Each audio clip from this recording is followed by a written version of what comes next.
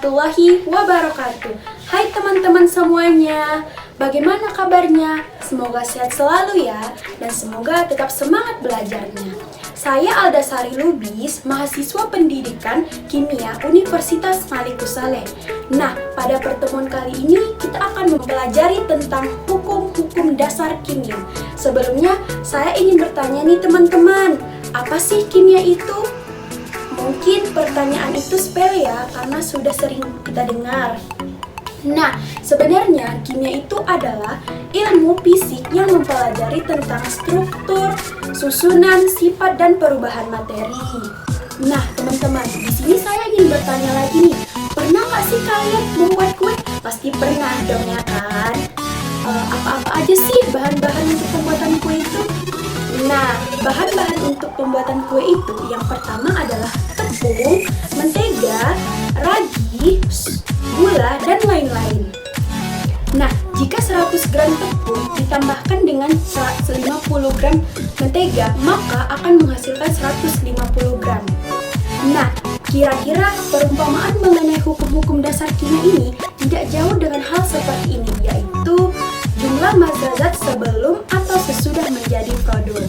Nah, itulah salah satu perumpamaan hukum-hukum dasar kimia dalam kehidupan sehari-hari.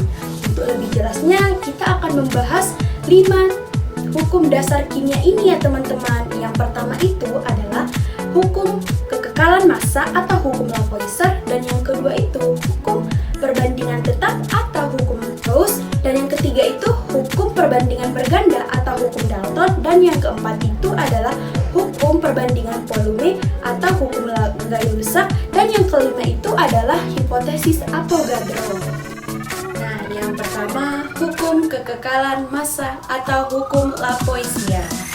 Nah, hukum kekekalan massa dikemukakan oleh Antoine Laurent Lavoisier pada tahun 1743-1794 yang berbunyi, dalam suatu reaksi, massa zat sebelum dan sesudah reaksi adalah sama.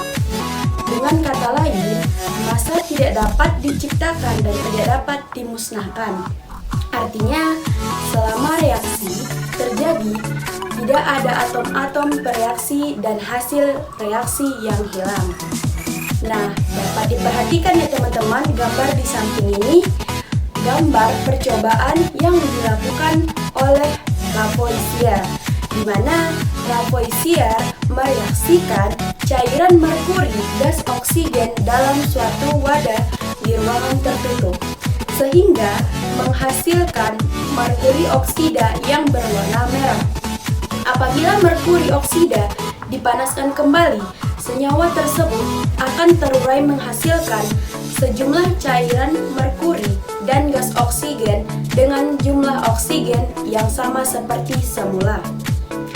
Dengan bukti dari percobaan ini, Lavoisier merumuskan suatu hukum dasar kimia, yaitu hukum kekekalan massa, yang menyatakan bahwa jumlah massa zat sebelum dan sesudah reaksi adalah sama. Nah, hukum kekekalan massa dapat terlihat pada reaksi pembentukan hidrogen dan oksigen dari air. Jadi, rumus hukum kekekalan massa adalah massa zat sebelum reaksi sama dengan massa zat sesudah reaksi. Nah, teman-teman, di sini ada contoh soal hukum kekekalan massa nih.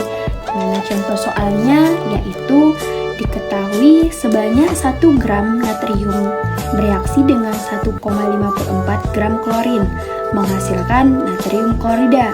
Berapakah massa natrium klorida yang terbentuk? Nah, yang pertama kita harus tentukan terlebih dahulu reaksinya. Untuk natrium sendiri, lambang unsurnya itu adalah Na. Sedangkan untuk klorin, lambang unsurnya itu adalah Cl. Nah, untuk reaksinya itu Na ditambah Cl menghasilkan NaCl. Nah, di mana natrium klorida ini adalah hasil reaksi dari natrium dan klorin. Oleh karena itu, kita akan mencari massa natrium klorida dengan cara menjumlahkan massa reaksinya, di mana massa reaksinya tadi yaitu natrium dan klorin. Nah, jadi dapat kita tulis massa natrium klorida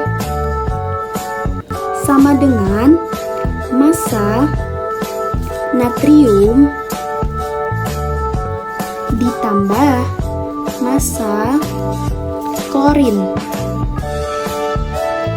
Nah, jadi tadi kan massanya sudah dapat kita ketahui kan teman-teman, di mana massa natrium ini adalah 1 gram,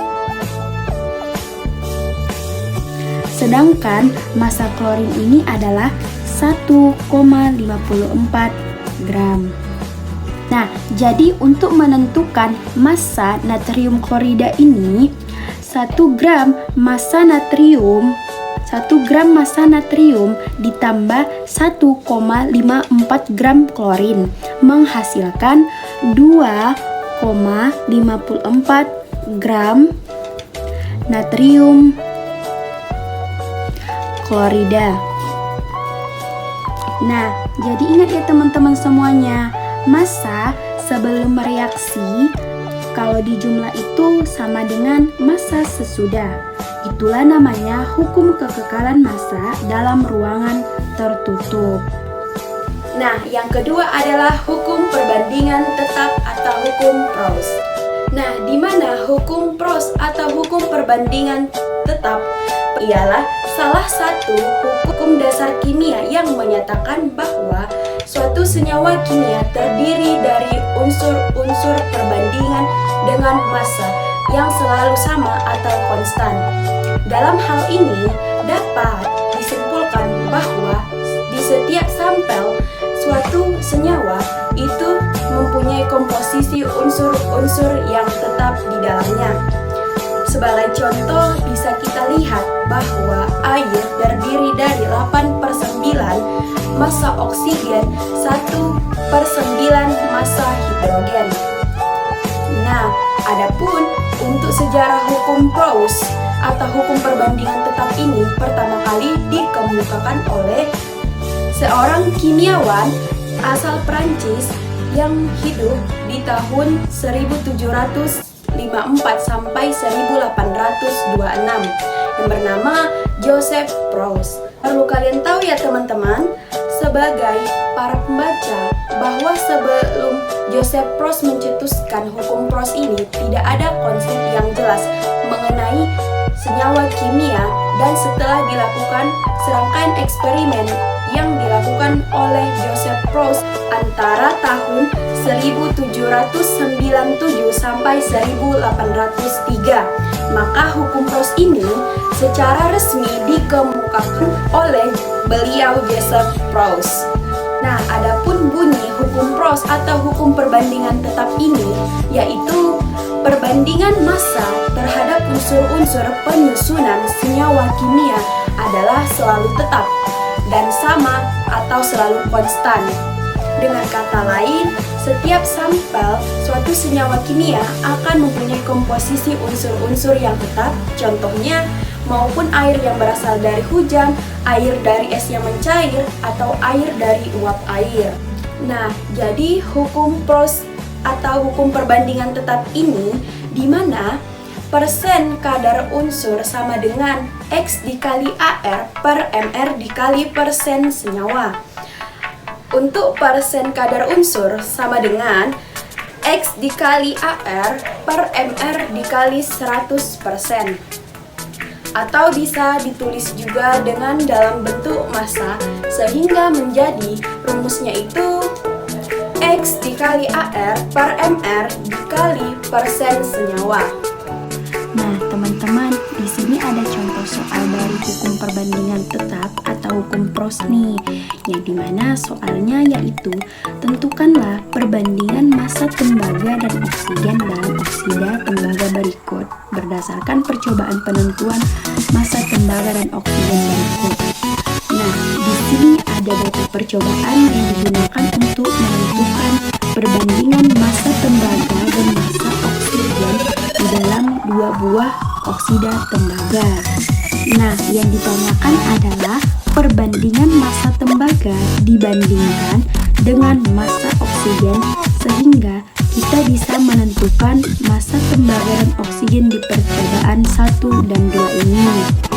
Nah, oke, kita hitung dulu ya teman-teman. Untuk percobaan ke-1, massa Cu dibandingkan massa O. Nah, teman-teman, sebelumnya kan massa di percobaan ke-1 kan sudah kita ketahui nih, yaitu di mana massa Cu atau tembaga ini yaitu 6,42 gram.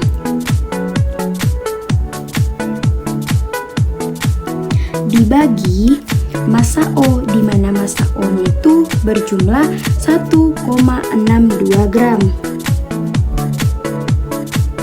Sehingga ketemunya itu adalah 3,96 banding 1.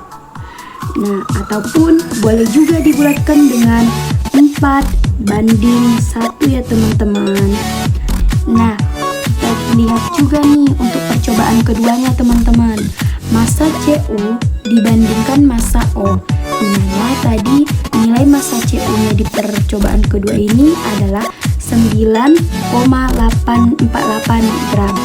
Dibagi massa O-nya tadi bernilai 2,39 gram. Sehingga ketemunya 3,96 banding 1, atau boleh juga dibulatkan dengan 4 banding 1 ya teman-teman. Nah teman-teman, kita bisa lihat kan pada percobaan 1 massa Cu dan massa O adalah 3,96 banding 1. Sedangkan untuk percobaan kedua juga sama, massa Cu dan massa O-nya itu bernilai 3,96 banding 1. Sehingga karena massa Cu dan massa O ini selalu tetap, maka ini memenuhi hukum Proust. Nah, selanjutnya yang ketiga itu adalah hukum perbandingan berganda atau hukum Dalton. Pada tahun 1803, John Dalton mengemukakan pendapat tentang atom. Teori atom Dalton didasarkan pada dua hukum, yaitu hukum kekekalan massa atau hukum Lavoisier dan hukum susunan tetap atau hukum Proust. Lavoisier menyatakan bahwa massa total zat sebelum reaksi akan selalu sama dengan massa total sesudah hasil reaksi. Sedangkan Proust menyatakan bahwa perbandingan massa unsur dalam suatu senyawa selalu tetap. Nah, dari kedua hukum tersebut, Dalton mengemukakan pendapatnya tentang atom sebagai berikut. 1. Atom merupakan bagian terkecil dari materi yang sudah tidak dapat dibagi lagi. Yang kedua, atom digambarkan sebagai bola pejal yang sangat kecil, suatu unsur yang memiliki atom-atom yang identik dan berbeda, ya, dan unsur yang berbeda. Nah, yang ketiga, atom-atom bergabung membentuk senyawa dengan perbandingan bilangan bulat dan sederhana. Misalnya, air terdiri dari atom-atom hidrogen dan oksigen. Yang keempat, reaksi kimia merupakan pemisahan atom atau penggabungan atom atau penyusunan kembali atom-atom, sehingga atom tidak dapat diciptakan atau tidak dapat dimusnahkan. Ia menyatakan bahwa materi terdiri atas atom yang tidak dapat dibagi lagi. Tiap-tiap unsur terdiri atas atom-atom sifat yang massa identik. Nah, senyawa terbentuk jika atom berbagai unsur bergabung dalam komposisi yang tetap. Nah, berikut 5 teori atom Dalton. 1. Unsur-unsur terdiri dari partikel-partikel yang luar biasa kecil dan tidak dapat dibagi lagi atau disebut dengan atom. Dalam reaksi kimia tidak bisa diciptakan atau tidak bisa diubah menjadi unsur yang lain. Nah, yang kedua, semua atom dalam unsur sejenis adalah sama dan oleh karena itu memiliki sifat-sifat yang serupa seperti massa dan ukuran. Dan yang ketiga, atom. Dari unsur-unsur yang berbeda, jenis-jenis memiliki sifat-sifat yang berbeda pula. Nah, yang keempat, senyawa tidak dapat dibentuk ketika lebih dari satu jenis unsur yang digabungkan. Nah, yang kelima, atom-atom dari dua unsur atau lebih dapat direaksikan dalam perbandingan-perbandingan yang berbeda untuk menghasilkan lebih dari satu jenis senyawa. Walau di kemudian hari terbukti ada 2 di antara 5 teori yang perlu ditinjau kembali, ia tetap dianggap sebagai bapak sebagai pencetus atom modern. Terlebih lagi karena teorinya tersebut mampu menerangkan hukum kekekalan massa dan hukum perbandingan tetap atau hukum Rawls. Nah, yang ketiga itu hukum perbandingan berganda. Pada hukum perbandingan berganda ini dibagi menjadi 2. Yang pertama itu hukum perbandingan berganda berdasarkan massa, dan yang kedua itu hukum perbandingan berganda berdasarkan persen massa. Nah, di mana ada contoh soal yang pertama itu hukum perbandingan berganda berdasarkan massa, di mana soalnya itu yaitu suatu percobaan dilakukan untuk menentukan perbandingan massa unsur nitrogen pada 2 buah senyawa oksigen nitrogen. Hasil percobaan adalah sebagai berikut. Dapat dilihat ya teman-teman tabelnya. Nah, di mana ada 2 senyawa, kemudian diketahui massa senyawa dan juga massa nitrogen dan juga massa oksigen masing-masing senyawa itu. Kemudian pertanyaannya adalah tunjukkan bahwa hal tersebut mengikuti hukum Dalton. Nah, sebelumnya ingat ya teman-teman, untuk membuktikan apakah suatu percobaan itu sesuai dengan hukum Dalton itu atau tidaknya, kita harus membuat salah satu zat yang bereaksi itu massanya tetap. Nah, kebetulan nih teman-teman, di soal ini ada zat dan massanya itu sudah tetap, yaitu oksigen ya. Yang ini ya. Nah, ini kan sama-sama satu nih. Sama-sama satu nih ya teman-teman. Berarti massanya sudah tetap. Sehingga kita bisa menentukan perbandingan massa nitrogen pada senyawa 1 dibandingkan dengan massa nitrogen pada senyawa 2. Nah, dapat kita tulis ya teman-teman, massa nitrogen pada senyawa 1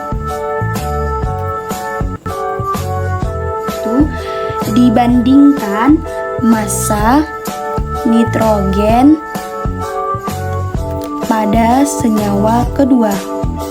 Nah, dapat kita tulis ya teman-teman, di mana massa nitrogen pada senyawa 1 dibandingkan massa nitrogen pada senyawa 2. Nah, di mana nilai massa nitrogen pada senyawa 1 itu adalah 0,875 gram dibandingkan massa nitrogen pada senyawa 2 nilainya itu 1,75 gram. Sehingga ini bisa kita ketemu perbandingannya sama-sama dibagi angka yang paling kecil, yaitu 0,75 ini ya teman-teman. Sehingga ketemu 1 dibanding 2. Nah, karena perbandingan ini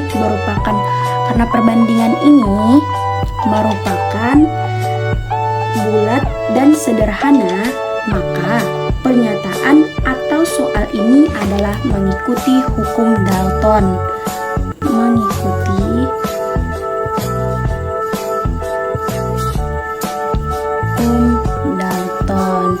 Nah, contoh soal kedua, hukum perbandingan berdasarkan persen massa, di mana soalnya yaitu nitrogen dan oksigen dapat membentuk beberapa senyawa dengan komposisi sebagai berikut. Dapat dilihat ya teman-teman tabelnya.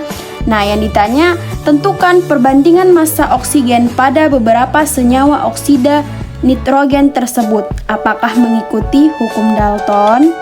Nah, teman-teman, pada tabel ini kan massanya belum ada yang tetap nih. Nah, maka salah satu masanya harus kita buat tetap, atau pemisalannya itu kita buat satu semua ya teman-teman. Karena yang ditanyakan di sini kan adalah perbandingan massa oksigen. Maka yang dibuat tetap itu adalah nitrogen. Teman-teman, massa nitrogen pada tabel kita buat satu semua ya teman-teman. Misalnya di sini kita tulis di sini di tabel ini aja. Nah, dan kita akan mencari massa oksigen yang baru ya teman-teman, massa oksigen yang ini. Nah, untuk senyawa yang pertama, kita cari massa oksigennya setelah nitrogennya itu sudah diubah menjadi satu semua ya teman-teman. Maka 36,3 dibagi 63,7. Dapat kita tulis 36,3 dibagi 63,7 menghasilkan 0,57. Nah, untuk senyawa yang kedua, 53,5 dibagi 46,7 ya teman-teman.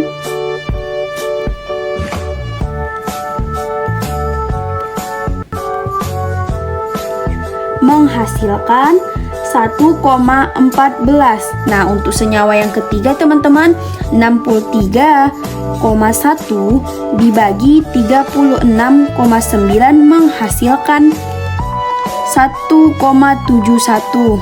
Nah, untuk senyawa yang keempat teman-teman, 69,5 dibagi 30,5 menghasilkan 2,28. Nah, sehingga kita bisa menentukan perbandingan massa oksigen ini ya teman-teman.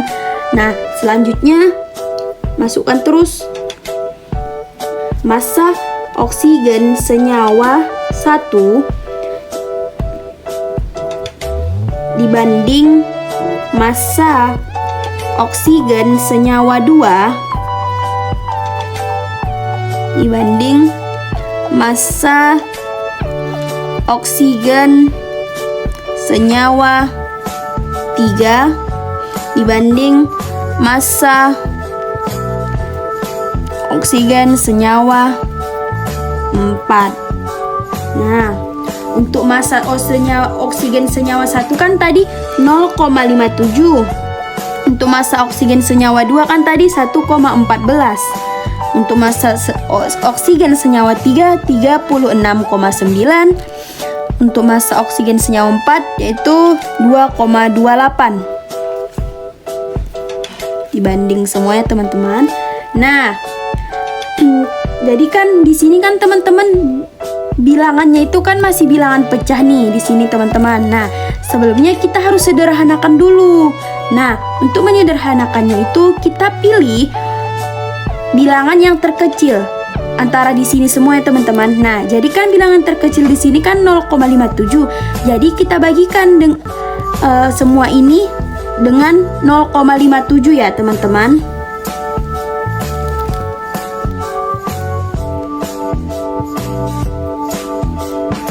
Nah, teman-teman, selanjutnya 0,57 dibagi 0,57 hasilnya itu adalah 1. Untuk massa O senyawa 2, 1,14 dibagi 0,57 nilainya itu 2. Dan untuk massa oksigen senyawa 3, 36,9 dibagi 0,57 hasilnya 3. Untuk massa oksigen senyawa 4, 22,28 dibagi 0,57 hasilnya itu 4. Jadi, perbandingan massa oksigen pada beberapa senyawa oksida nitrogen tersebut ternyata bulat dan sederhana dengan sesuai dengan hukum Dalton ya teman-teman, yaitu hasilnya 1:2, 3, dan 4. Nah, yang keempat, hukum perbandingan volume atau hukum Gay-Lussac. Hukum ini dikemukakan oleh kimiawan asal Prancis Joseph Louis Gay-Lussac. pada tahun 1778 sampai 1850. Nah, adapun berbagai penemuan Gay-Lussac pada percobaan berbagai reaksi gas. Yang pertama, pada reaksi antara gas hidrogen dengan gas klorin membentuk gas hidrogen klorida, perbandingan volumenya adalah 1:1:2. Nah, yang kedua, pada reaksi antara gas hidrogen dan gas oksigen membentuk uap air, perbandingan volumenya adalah 2:1:2. Nah, yang ketiga, pada reaksi antara gas nitrogen dengan gas hidrogen membentuk amonia, perbandingan volumenya adalah 1:3:2. Nah, jadi teman-teman, Gay-Lussac menyimpulkan penemuannya dalam suatu hukum kimia yang disebut dengan hukum perbandingan volume sebagai berikut bunyinya itu: bila diukur pada suhu dan tekanan yang sama, volume gas yang bereaksi dan gas hasil reaksi perbanding sebagai bilangan bulat dan sederhana. Nah, teman-teman, selanjutnya di sini ada contoh soal dari hukum perbandingan volume atau hukum Gay-Lussac, di mana soalnya itu untuk reaksi berikut. Perhatikan untuk reaksi berikut. 3 volume gas A ditambah 1 volume gas B menghasilkan 2 volume gas C. Berapakah volume gas C yang dihasilkan dari reaksi antara 4,5 liter gas A dengan 1,5 liter gas B? Nah, yang pertama teman-teman, kita harus menuliskan perbandingannya dulu ya, di mana gas A ditambah gas B menghasilkan gas C. Nah, dimana tadi kan gas A itu adalah nilainya itu kan 3, dan gas B 1, dan gas C itu 2. Nah, artinya perbandingan gas A, B, dan C yaitu 3:1:2. Nah, yang diketahui gas A kan 4,5 liter, dan untuk gas B diketahui 1,5 liter. Nah, yang ditanyakan volume gas C. Nah, untuk mencari gas C yaitu dengan perbandingannya, yaitu 2/3 dikali 4,5, atau bisa juga dengan 2/1 dikali 1,5 ya teman-teman. Nah, jadi di sini kita pakai aja yang ini, 2/3 dikali 4,5.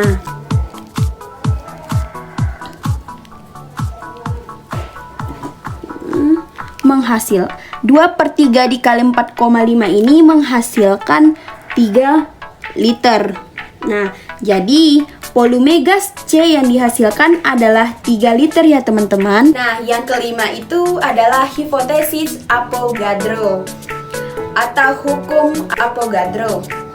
Nah, hukum ini dinamai dengan Amedeo Avogadro yang pada tahun 1811 menyatakan hipotesis bahwa 2 sampel gas ideal dengan volume yang sama dan pada suhu dan tekanan yang sama memiliki jumlah molekul yang sama. Nah, hukum ini merupakan kasus hukum gas ideal yang spesifik. Nah, sebagai contoh, volume sebanding dengan hidrogen dan nitrogen molekuler mengandung jumlah molekul yang sama ketika berada pada suhu dan tekanan yang sama, serta diamati berperilaku seperti gas ideal. Nah, pada prakteknya gas-gas nyata memperlihatkan penyimpangan kecil dari perilaku ideal, dan hukum tersebut hanya merupakan pendekatan saja, tetapi tetap berguna pada para peneliti. Nah, teman-teman, di sini ada contoh soal dari hipotesis Avogadro nih, di mana dalam hipotesis Avogadro ini terbagi dua. Yang pertama perbandingan koefisien dan perbandingan volume. Nah, contoh soal yang pertama ini tentang perbandingan koefisien, di mana soalnya yaitu amonia terurai menurut persamaan reaksi berikut. NH3 terurai menjadi N2 ditambah H2. Reaksi belum setara. Apabila mula-mula terdapat 2 kali molekul NH3, maka setelah amonia terurai sempurna akan diperoleh nitrogen dan hidrogen adalah. Nah, teman-teman, di sini kan reaksinya belum setara nih. Kita harus menyetarakannya terlebih dahulu ya, teman-teman. Kita tulis ulangnya reaksinya.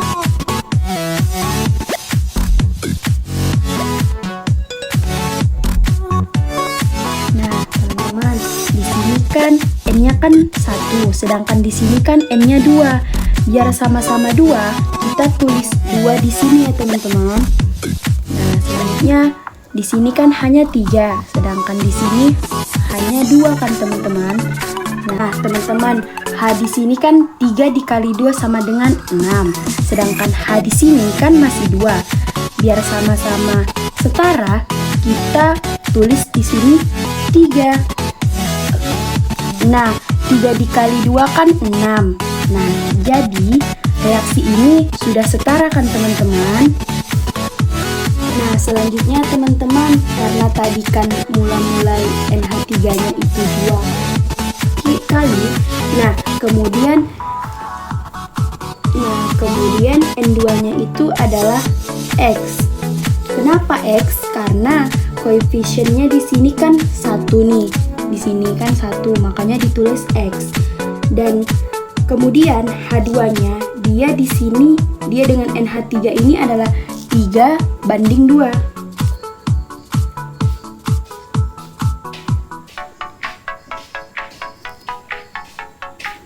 Maka H2-nya ini adalah jumlahnya sebanyak 3X. Nah, teman-teman, sudah ketemu kan jawabannya?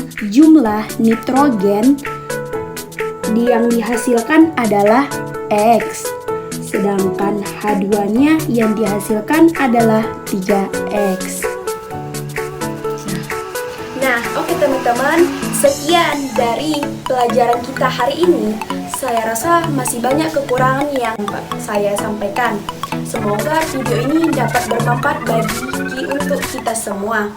Nah, lebih dan kurangnya saya mohon maaf.